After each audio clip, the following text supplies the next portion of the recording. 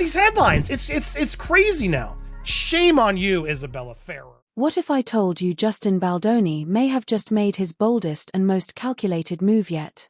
A strategy so precise it could wipe Isabela Ferrer completely off the legal map. This isn't just another court maneuver, it's a power play aimed straight at the foundation of Blake Lively's hidden link in the case. For weeks, everyone assumed Ferrer was the star witness holding critical truth, but Baldoni seems to be rewriting that entire narrative. If she really possessed the evidence everyone thought, why would he work so hard to quiet her voice? And on the flip side, why is Blake Lively fighting with such intensity to keep her involved? The answers may reveal a lot more than either side wants the public to see. Now you're like trying to paint him as this harasser because he subpoenaed you? Blake Lively subpoenaed you first! Make it make sense. So she's not harassing with her subpoena, but Justin Baldoni is. And now your lawyer is in conversations with Justin, but he won't accept it because he's got to find you first. This ain't Where's Waldo, girl. This is a real deal important battle, and you were there. Granted, you were there for 4 days, but Blake incorporated you more in the after fact. And so blame her. Don't blame him. Unless you got an issue with him, then just tell us. This weird playing in the middle and allowing the press to now go negative on Justin without you ever even saying whether he did anything on set and whether Blake's telling the truth or not is kind of shocking. If you don't know, then say that. That's another answer. I don't know. I wasn't there. I didn't hear any of this. I don't know. I suspect she doesn't want to do that because then she'll go against Blake and Ryan, who are very powerful. So that's why I've always thought, well, she's in a tough spot. But this response from her, shame on you, Isabela. So why is one ordinary piece of paper suddenly the center of every conversation? It's not because of complex legal terms or secret filings, at least not on the surface. To outsiders, it looked like a routine document, the kind that gets buried under thousands of others in long legal battles. But when word spread about what was actually hidden inside, it sent shockwaves through Hollywood. Imagine a legal grenade disguised as harmless paperwork, and when it exploded, the fallout landed directly on Blake Lively and Isabela Ferrer. At first, everyone brushed it off as standard procedure until the details came to light. This wasn't about scheduling or technicalities, it pointed straight toward a connection that few people even knew existed. Suddenly, a file that should have gone unnoticed became the most talked about document in the industry. And here's the twist, the filing subtly repositioned Isabela Ferrer. No longer a background figure or passive witness, she emerged as someone potentially holding the keys to the entire case. The tone of the document almost seemed designed to expose that shift, and Baldoni's legal team appeared all too pleased with the reaction. Veteran lawyers know that cases often turn not on explosive testimony, but on one quiet paragraph hidden in a mountain of paperwork. This filing carried that same quiet power, the kind that can change everything. So if Blake Lively truly has nothing to hide, why is Ferrer's name suddenly woven through every page? Baldoni's attorneys are framing this as more than defense, it's a calculated strategy, a signal that they're controlling the tempo from inside the courtroom. By dragging Ferrer's name into the spotlight, whether Blake approves or not, the filing hints at something deeper, a secret connection that's now impossible to ignore. For the first time, Isabela Ferrer isn't in the background, she's the mysterious figure who could hold the truth that shifts the case entirely. And to understand how that thread began, you have to trace it back to one very curious subpoena that started it all. Let's get to part 2 of this story because this is the response to that.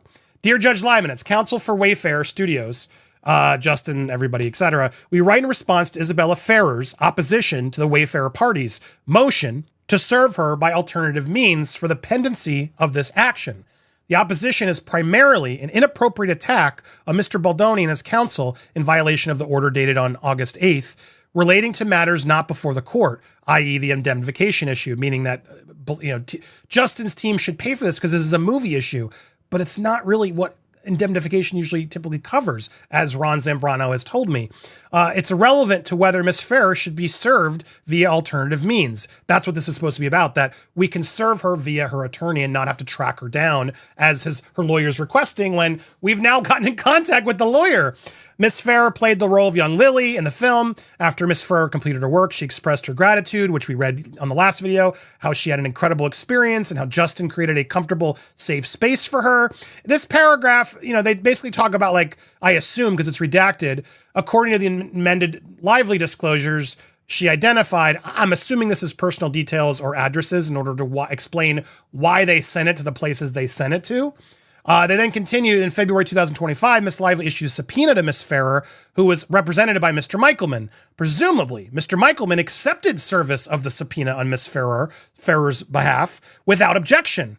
In July 2025, Wayfair parties subpoenaed Miss Ferrer for documents that she either neglected to produce or were not requested by Miss Lively's subpoena.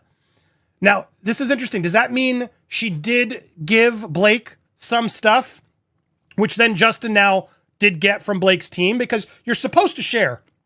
That's where I am a little unconfused of, well, what do you already have? Now, they're being a little vague on that, to be fair. At the same time, they're allowed to ask, as Ron Zambrano told me, like, this isn't out of the realm of something that's unusual.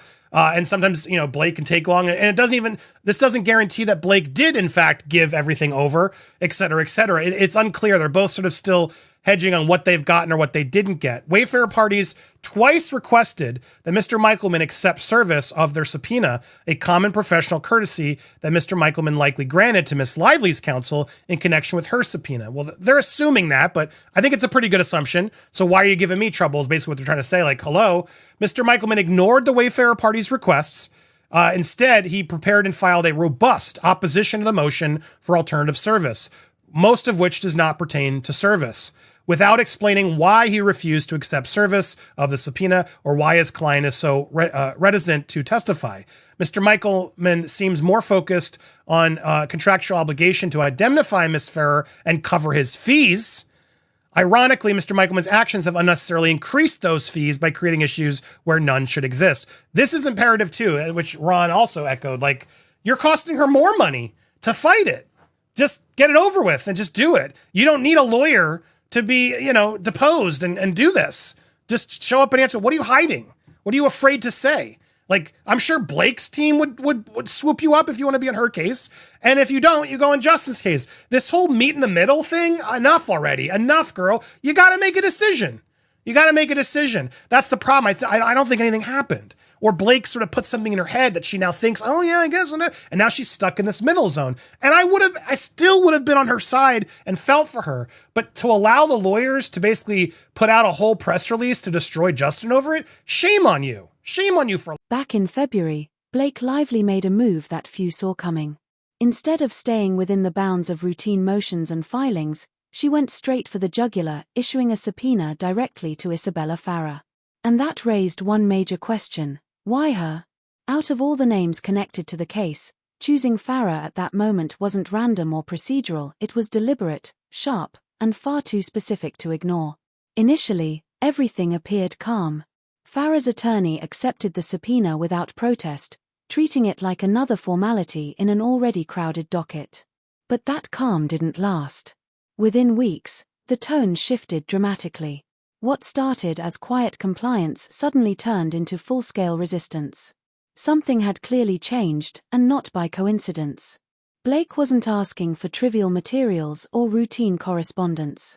She wanted precise records, the kind that could expose private communications and connect dots that were never meant to be linked. These weren't casual files, they were focused, pointed, and chosen with intent. And that's where the unease began. Did Ferrer hand over everything the subpoena demanded? Or were only selective, polished pieces delivered, the kind that made Blake look favorable while keeping more damaging evidence buried? That theory has fueled speculation from day one. Some even claim that a few of the materials Ferrer submitted didn't stay sealed for long, potentially slipping through channels and landing back within Baldoni's reach. In Hollywood legal wars, that kind of back and forth isn't far-fetched. Discovery battles often expose more secrets than anyone intends. So if everything Ferrer provided was truly harmless, why the sudden secrecy afterward? Why the abrupt change from cooperation to resistance? That's the question hanging over the entire case. Whether by choice or by pressure, That February subpoena planted one undeniable idea: Blake wasn't targeting a minor witness. She was pursuing someone who might be holding a far bigger truth. And by July, when Wayfair's legal team stepped in to demand answers from Ferrer, the conflict reached a boiling point.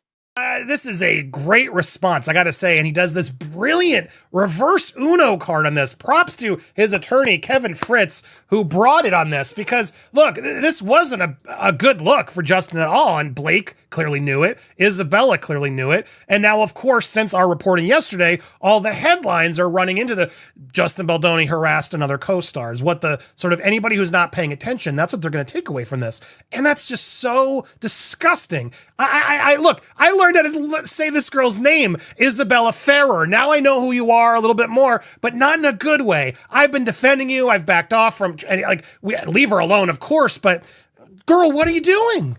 What are you doing? If you got an issue with this man, then say it. Don't say it because he's trying to save his career and his reputation. If your text was a lie and it wasn't a safe space, then what are you waiting? Here's where things took an even stranger turn.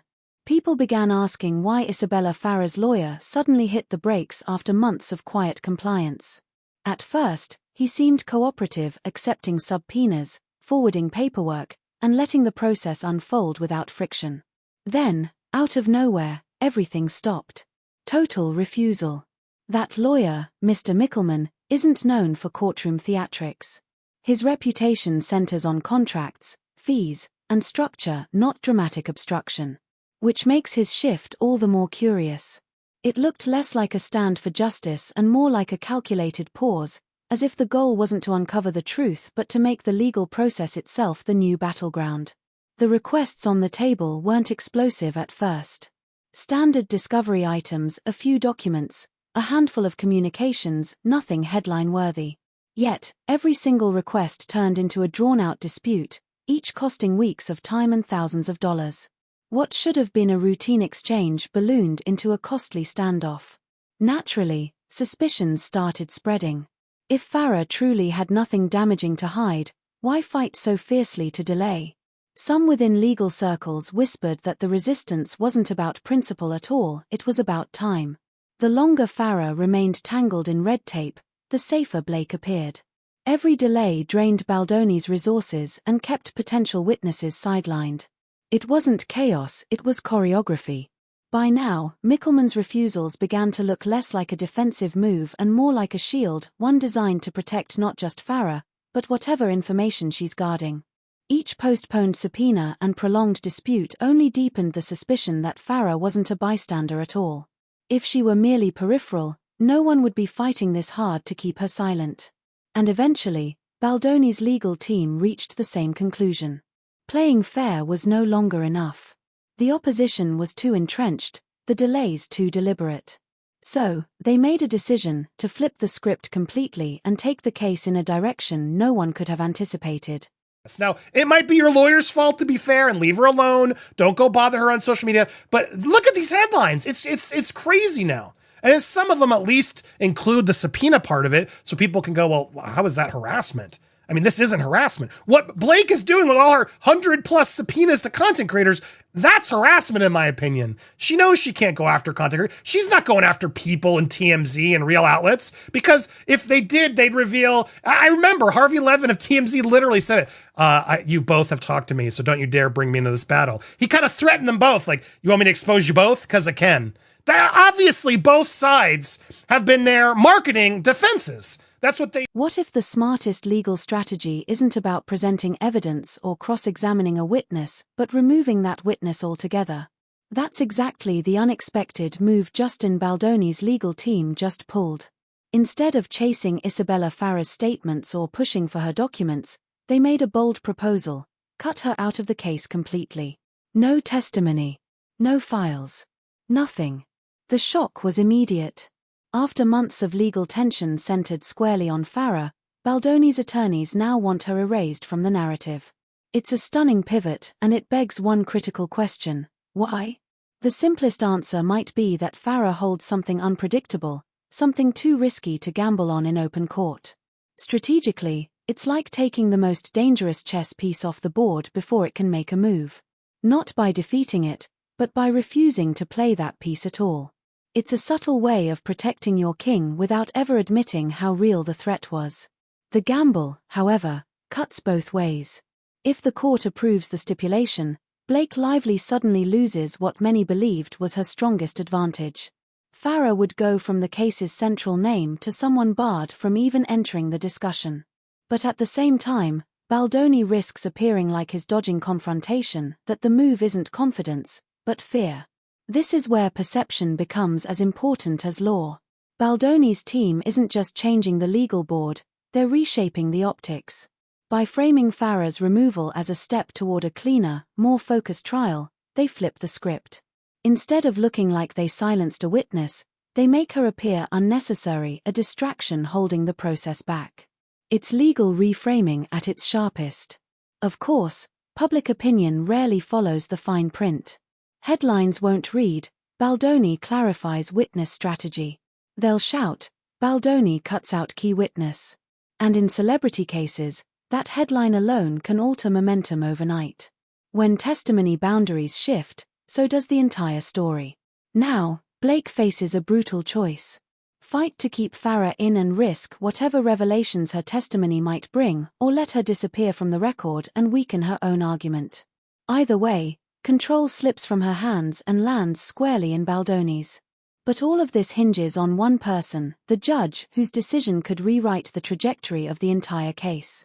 Lively should not be permitted to obtain discovery from Miss Ferrer, while Miss Ferrer and her counsel frustrate all effort by the Wayfarer parties to obtain a discovery critical to the preparation of the defense. Facts! They're both allowed to ask. You can be annoyed all you want, but they're both allowed. Why give one and not the other? Make that make sense. Given the circumstances, the Wayfarer parties are willing to stipulate. Now here's where the reverse Uno comes.